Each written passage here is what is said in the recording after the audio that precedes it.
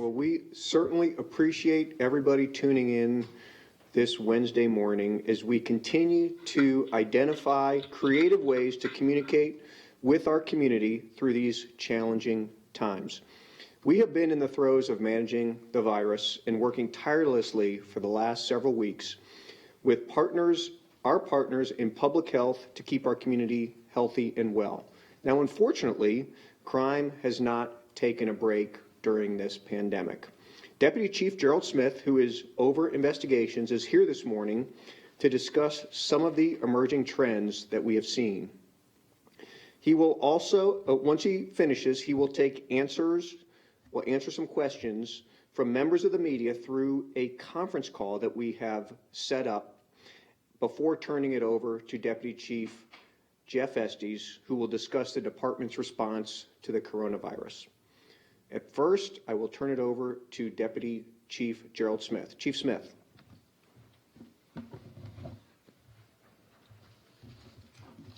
Thank you, Captain Koch.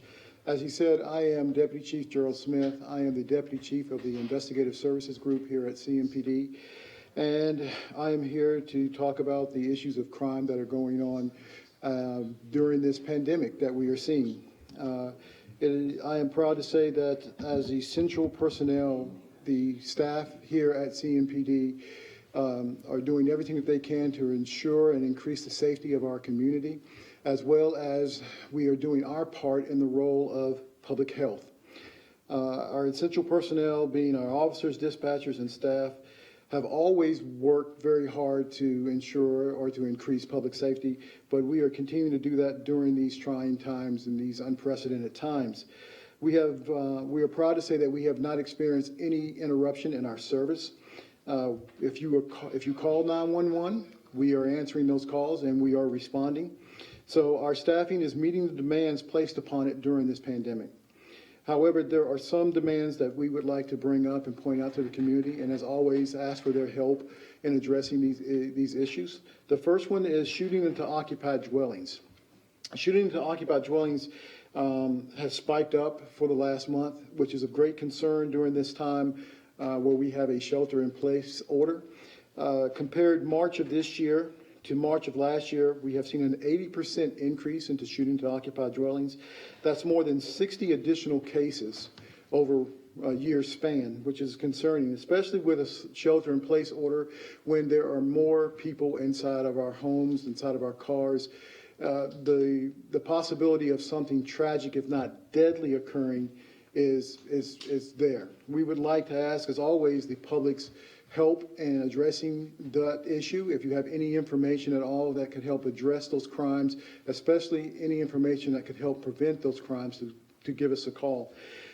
Even before the pandemic took hold of our society, CMPD, we were doing everything that we could to address our shooting to occupied dwellings.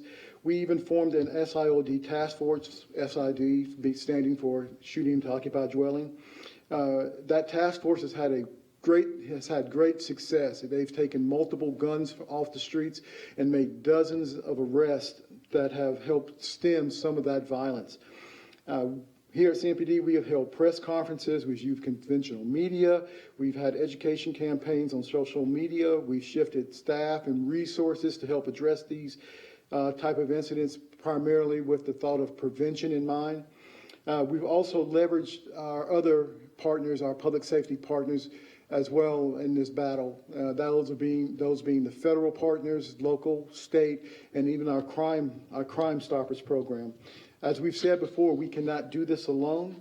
We need anyone and everyone that has any information related to these crimes, past, present, or future, to give us a call.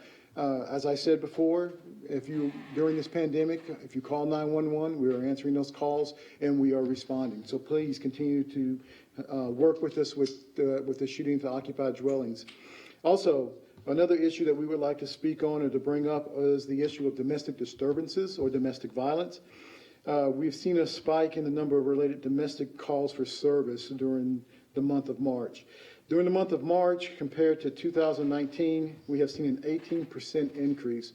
Numerically, that represents 517 more calls for domestic disturbances than the previous year. hearing that stat and combining that stat with the shelter-in-place order, is only logical that people would ask the question, did the shelter-in-place or the virus contribute to that? We cannot say that it has, and nor can we say that it has not.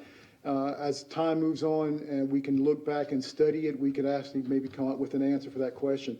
But right now, just rest assured that we are seeing an increase and that everyone needs to do their part to turn that stat the other way. We are appropriately, as I said before, we are appropriately staffed to respond to domestic calls for service, but right now, it should be everyone's goal to prevent these types of calls from coming in. I know that we all know that anxiety, pressure, aggression can occur during this time while we're inside, but we are asking that people actually reach out to resources. And there are a lot of resources from our faith community that you can reach out to, but there are other groups out there that you can reach out to, such as Safe Alliance. Safe Alliance is a group of experts that could connect you with the help that you need, or to the resource that you need in order to help ease some of the domestic issues that you have at your home. And at this time, I'd like to give you the Safe Alliance hotline. That number is 704-332-2513. Once again, that's 704-332-2513. Also, there are other resources that you can locate at our website at cmpd.org. You can go there as well to find other resources to help out with domestic situations. The third category that I would like to come up with is about scams. And scams are always present with us, but sadly, during times of crisis, we can see an increase in scams of people who just want to take advantage during these times. During this time where we're asking everyone else to be neighborly and make sure that your neighbors are okay, checking on everybody and doing everything that we can to get through this, there are those who look to take advantage of people. Although we have not seen an increase locally, there has been an increase nationally, which means that it could come here. Not that we've seen it yet, but it means that it could come here. And that gives us the opportunity to actually get the word out so that people know how they can protect themselves before it even gets here. Some of the things I would like to go over to protect yourselves are, be aware of phishing attempts. Watch out for phishing emails, texts about COVID that appear to be from health or government officials. Stick to trusted sources. Stick to trusted resources for updates, such as the CDC or the North Carolina Department of Human Health and Services. Don't fall for robocallers pretending to be from your health insurance company, offering cures or solutions to the virus. That just does not exist at this point in time. You can report robocalls and scams to the North Carolina Department of Justice at their website, which is ncdoj.gov, and follow the links. Shop smartly. Be a smart shopper. Take a moment before you buy in-demand items such as cleaning products, toiletries, face masks, etc., and the like. Ask yourself, do you really need those items? Also ask yourself, is this a high-pressure buy now or I'm moving on situation, or a limited time offer? That is something that you need to be wary of. And my advice, or our advice with you, is that during these times, stick to those vendors that you know, that you trust, that those verified vendors who value their own reputation and will give you a fair price, and whatever you trade off with, or with the money that you present, you will get what you pay for. Currently, there are no door-to-door coronavirus testing options. If you experience this or see this happening, that is a reason to call 911. You can verify charities through the North Carolina Secretary of State, the Better Business Bureau's Wise Giving Alliance, or Charity Watch. If you are asked to donate and are willing to donate, use a credit card for security reasons and for tax purposes as well, too. Also, I would like to say that, during this time, shelter in place and social distancing is keeping us away from those who are most vulnerable for this virus, which would be our elderly population, or as I like to call them, our seasoned citizens. As the same with my mom and dad. I'm essential personnel, so I have to come to work, so I can't visit mom and dad. But I stayed in touch with them, and I would hope that everyone else would too. I phone them, FaceTime them whenever I can, but I've had these conversations about scams right now because I'm not that close to them, but I'm letting them know that what they should do is, get a phone number and give me a call. They also like to tell people who call up that my son's a police officer, and typically they hang up and they get a click, but not everyone has that option. But you do have the option of actually getting a phone number, getting in touch with someone who's trusted before you actually get or give money in high-pressure situations. Also, we are, one other tip that I would like to give is always monitor your credit and your bank transaction histories during this time. And those are the tips, and those are the things that we are seeing right now. We're going to take some questions, and some of the questions, if they are related to what the department or what the city or what the county are doing in reference to COVID, those questions may be more appropriate for Deputy Chief Estes, who will be speaking after me, and I may ask you to hold those questions. But before we start taking questions, I want to bring up a situation that just occurred in which officers are currently investigating, and all the information we have is preliminary at this time, in which a 3-year-old has been shot in one of our areas. It does not appear to be anything directly criminally related, but at this time, preliminarily, it looks to be more of a negligence type of situation. And take this time to say that as we are sheltering in place, adults, parents should take the time to make sure that their firearms are secured, because there are more people in the house. There are more people who are actually get bored and may start to look throughout the house, and not only just your firearms and those weapons that you may have in the home, but also medications that you may have in the home that need to be secured as well too. Just some things that we need to think about as we shelter in place and as we get through this. So at this time now, if we have any questions that I can answer, I'll take those. This will be David from WBT Radio, Chief. Hey, David, how are you? Doing fine. Can you hear me okay? Yes, I hope you can hear me. Okay. My question has to do with, we've been hearing that there has been an increase in crime on Asians. Can you give us any numbers or address that?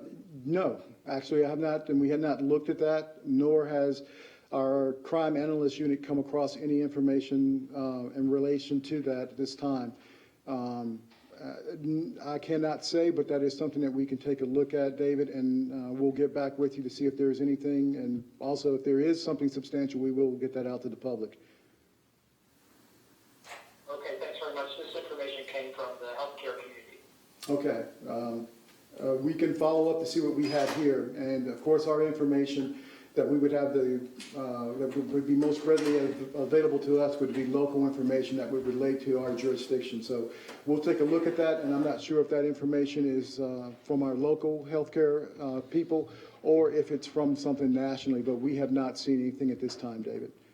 Okay, it is from local sources. Thanks. Okay, we'll get back with you, David. It's going to be Jeremy Letterman, Channel 9. Okay, Jeremy, how are you? Well, this is Mark Becker, masturbating, Jeremy Letterman. Hello, Chief. How are you? Hello, Mark, how are you? Well, listen, I just really, was looking at a couple of these numbers that you put out. 80%, if I understood it correctly, month-over-month increase in the shootings into occupied dwellings, and 18% increase in the domestic violence calls. It has to be particularly frustrating to you guys.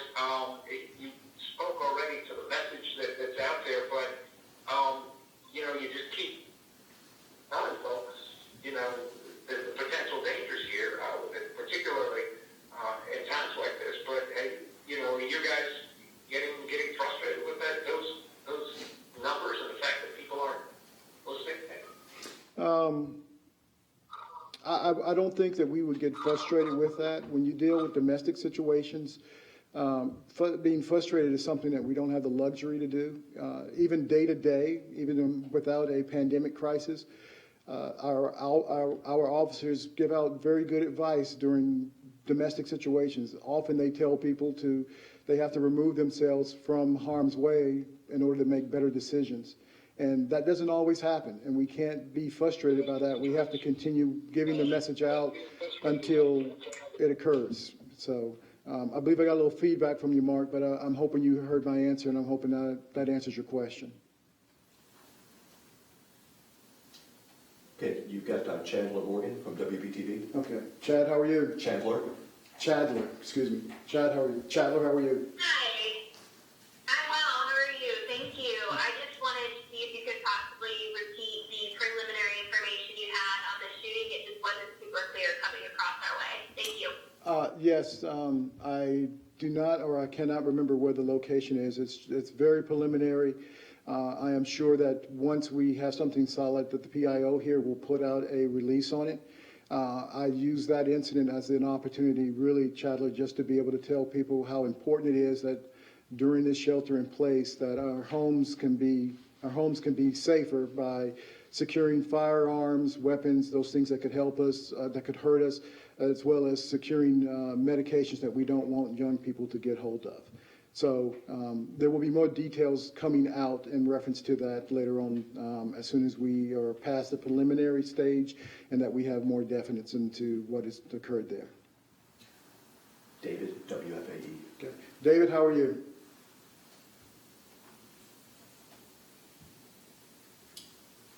David from WFAE. David, are you there? Just give me a chance for a second question here. Just curious, what kinds of calls have we been getting regarding social distancing and people, asking you to come break up gatherings? How are those calls coming in? David, I hope you heard earlier what I mentioned about Deputy Chief Estes, who will be coming up right behind me.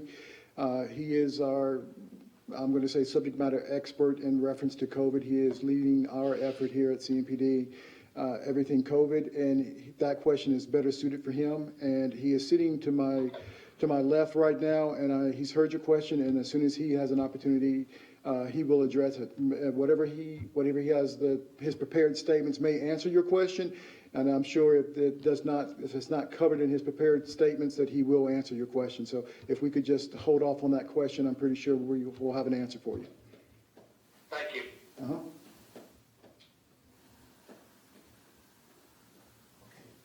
Okay. Currently, there are no more questions in reference to the crime that we have or that we're seeing during this pandemic for this press conference. And so at this time, I would like to turn it over to Deputy Chief Jeff Estes, who will have more information in reference to COVID. Jeff.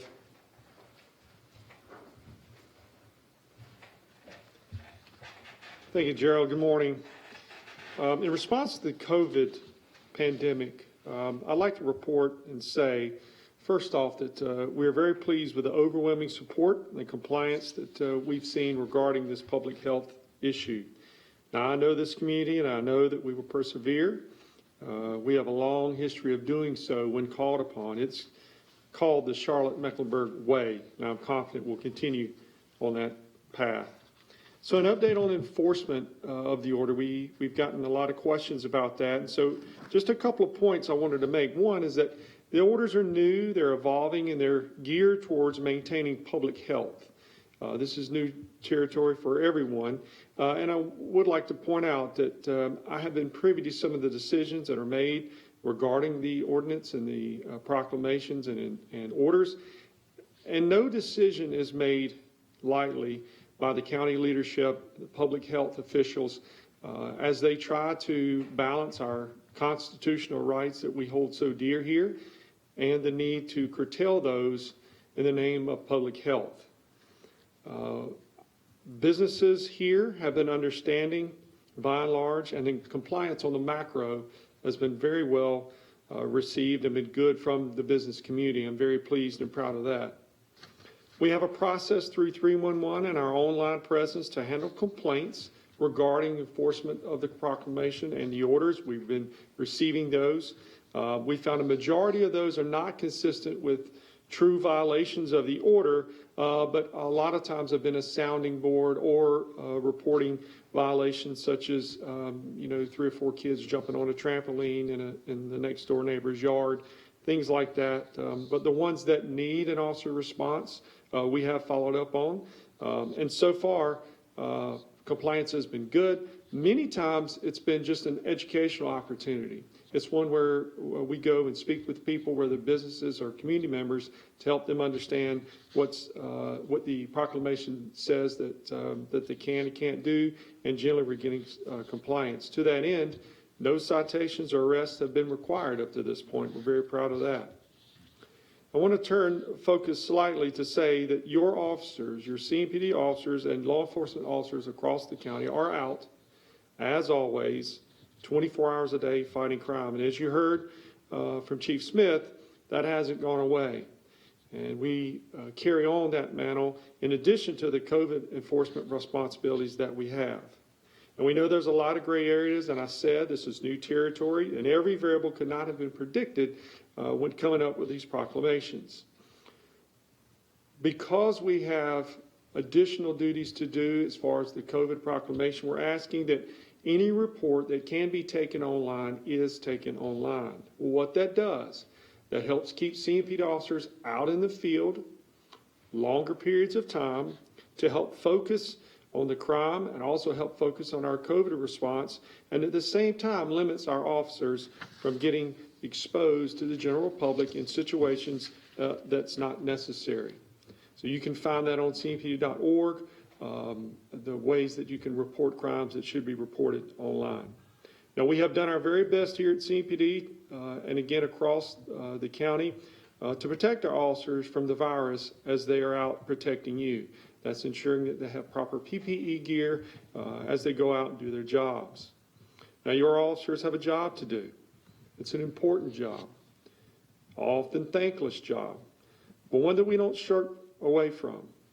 I am continually awe-inspired by the bravery of all of our first responders and healthcare providers who, if you're looking, they are your real-life heroes for today.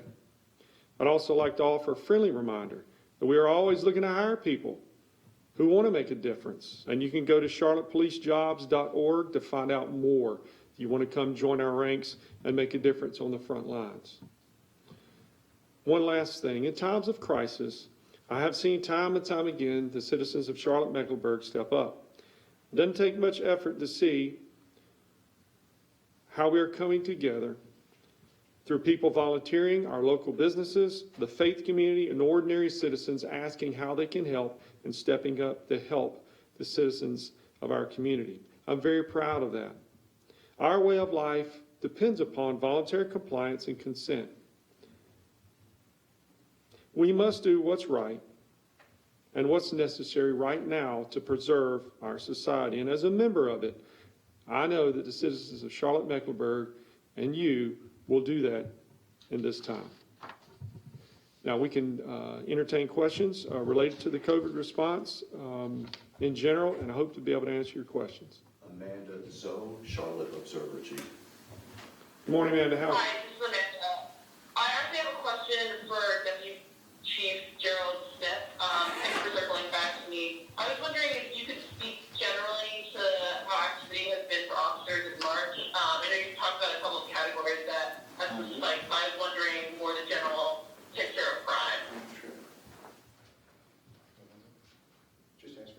I'm sorry, Amanda, I was getting up and moving to the mic. What was the first part of your question?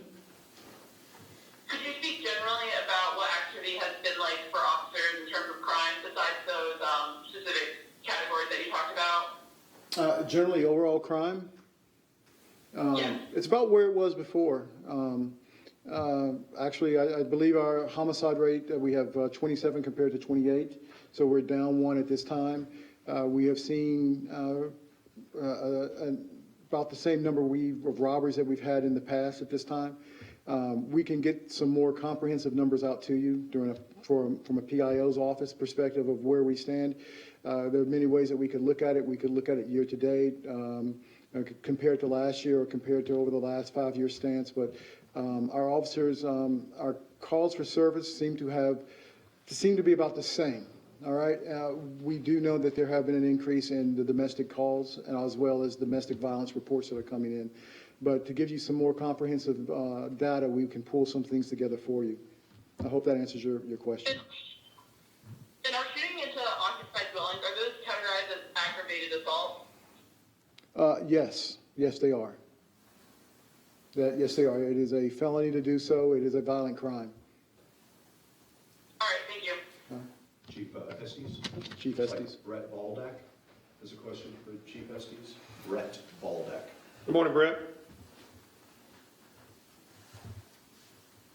From 311, there's been over 600 600 complaints for the stay-at-home order and mass gatherings. That's about a little over, I guess, 100 per day. Can you just go over, I guess, how the department handles that? Is it a case-by-case basis, or are officers going out to each and every complaint? Yes, the short answer to that is both. It is a case-by-case basis, and officers are going out when necessary to try to handle the complaint. As I said earlier, we found that it's everything from a sounding board to a place to ask questions to complain on something that's not in violation of the proclamation of the order, and where we find that there's legitimate reason to go out there, we do. It's not unlike when we receive 911 calls where we figure out if an officer's presence is required. If we can answer questions over phone, we do. Or if we receive it through the email, we circle back with the folks to make sure they get their questions answered.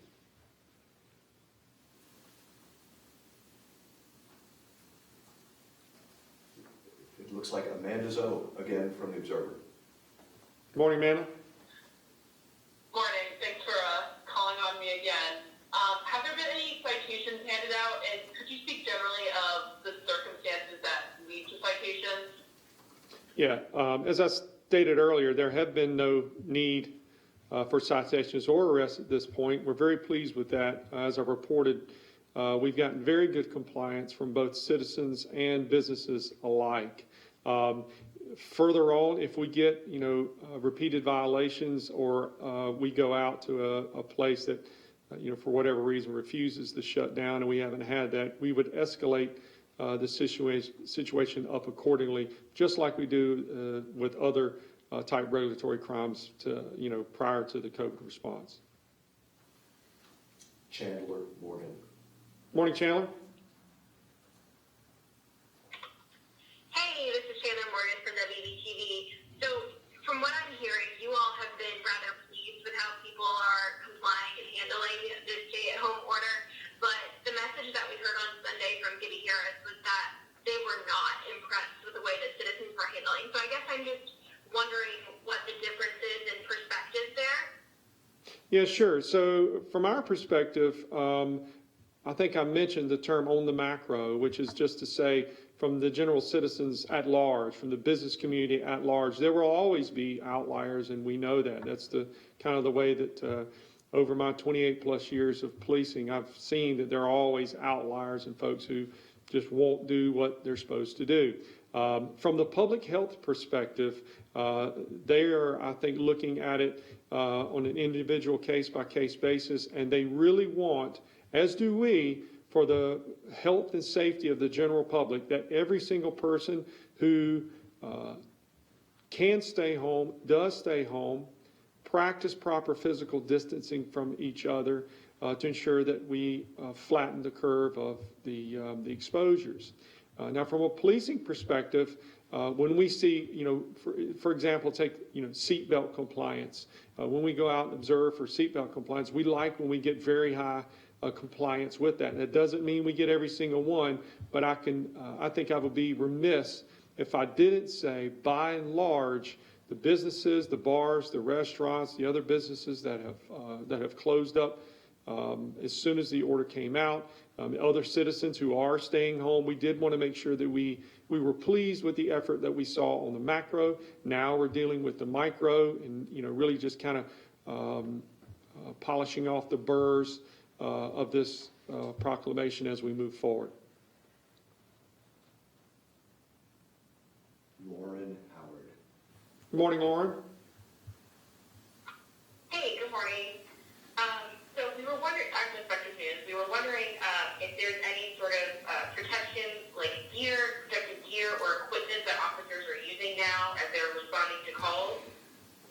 Sure, we provide, you'll see even before this, a lot of officers use gloves. So we have gloves, we have the mask, we have goggles, we have the protective aprons that we use depending on the situation and circumstance. We make sure that officers are using those in an appropriate manner. We have supervisors and sergeants who are checking specifically to make sure the officers have that available prior to going on their shifts in the field. So we are also ensuring that we have the proper hand sanitizers and those kind of things available for the officers.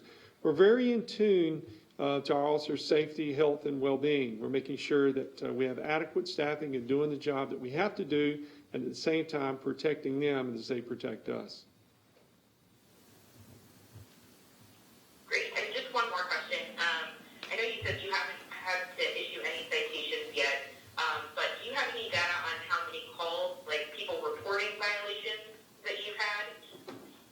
Well, again, specific to 911 calls, I don't have that data with me, nor really 311 calls, because as I said, because this is so new, because this is uncharted territory, and there's a tremendous amount of gray area involved.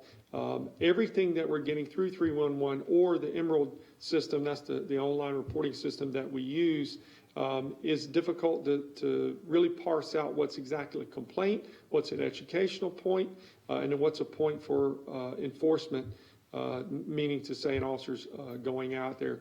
We haven't to date parsed that out to categorically say here's how many we have. We haven't. The one category I can say is that we haven't had the need to citate or arrest anyone at this point. Rob Hughes. Morning, Rob. Hey, good morning. Here with WCNC. Just kind of piggybacking off Lauren there. She mentioned protective gear and equipment. Are you guys taking temperatures of officers before their shifts? Yes, we are.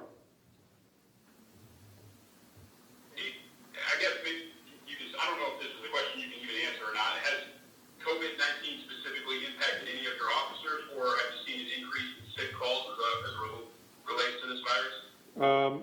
The second question, no. The first question is we don't have, I'm very happy to report that we haven't had any direct confirmed work-related exposures to the COVID-19.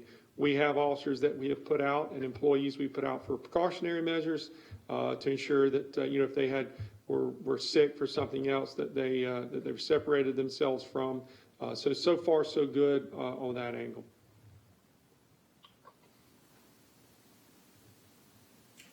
Chandler Morgan.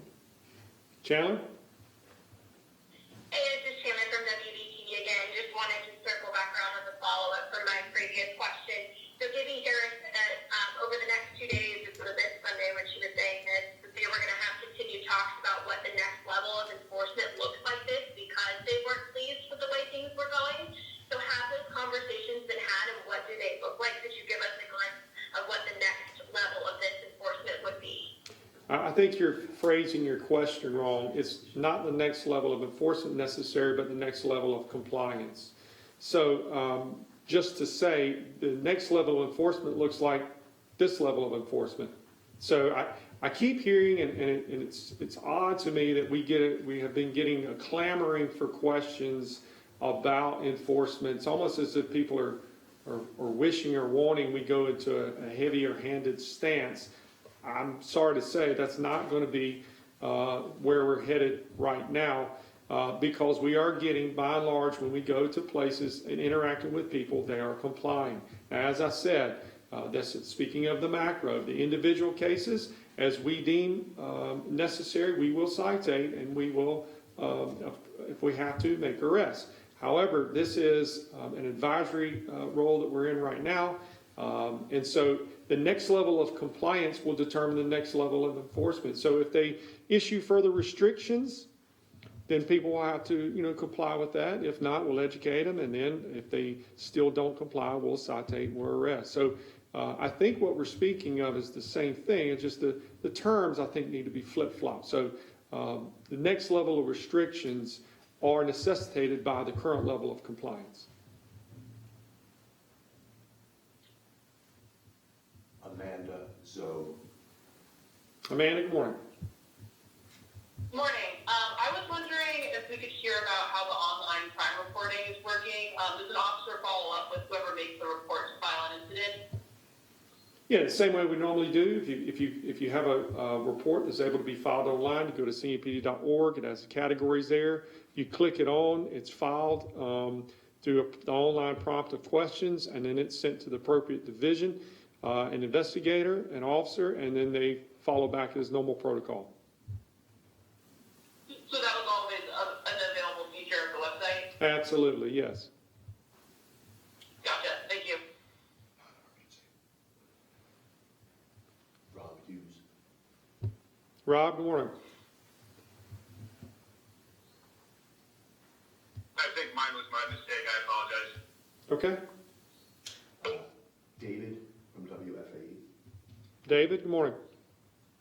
Just following up on your statement about officers with COVID, you said no work-related exposures. Does that mean that there have been no officers at all? I just want to clarify. No officers at all have been diagnosed with COVID-19? Yeah, that's correct. Thankfully so. Thanks. Brett Baldeck. Brett, good morning. Morning, this is Brad again from Fox 46. Just in general, let's say you get a 911 call to the 911 center for someone just with a regular police-related matter. I know you mentioned you talked about keeping police officers safe out in the field. Are you asking these callers, I guess, any additional questions, make sure they're healthy, to keep their officers healthy as well? Well, generally speaking, since we know we have community spread, that point is somewhat moot. So unless it's like an assist medic call where some other issue is at present, then generally we're not asking medical related questions on the whole. Now, I'm not saying there'd never be a time when a medical related question may be asked, but a general police response to say a traffic wreck, we're not asking, since we have community spread, we're not asking medical related questions.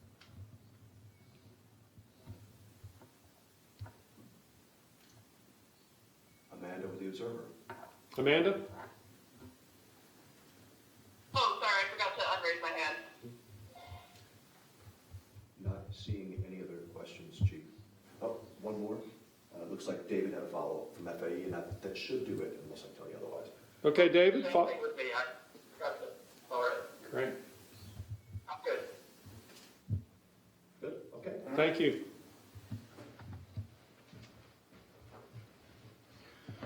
All right, we hope you found this helpful today. We really appreciate Deputy Chief Gerald Smith and Deputy Chief Jeff Estes joining us. Just to provide a little bit further context on the types of reports that you can file online, there are 6 categories, and they include harassing phone calls, communicating threats, damage to property, if you lost your passport or driver's license, if you have your car broken into, and if you have any property stolen. You can also report 3 types of mass gatherings can be reported online, price gouging can be reported online, and violations of the stay-at-home order. All of those go to cmpd.org. There is a bright orange box at the top of the screen there. You just click through there and you can answer some questions, and then that will be routed, as Chief Estes said, that will be routed to the appropriate division, and an officer will get back with you. Again, we hope you found this very helpful today. We really appreciate you joining us, and until next time, we will see you later, and be safe.